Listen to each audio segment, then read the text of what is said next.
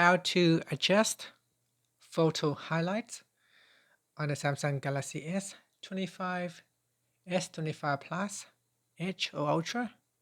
First, let's return back to the home screen by tapping on the home button at the bottom of the screen. And from the home screen, open up the photo gallery. Next, in here, scroll down your pictures gallery and select a photo. Then tap on the edit button at the bottom.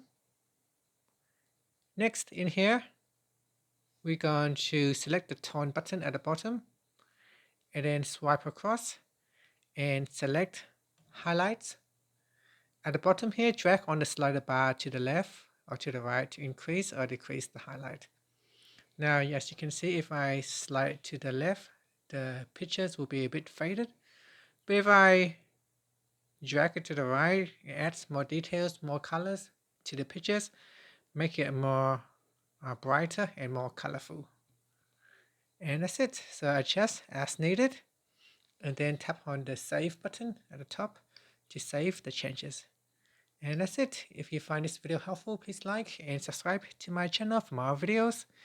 If you have other issues, please leave a comment in the comment section. Thank you for watching.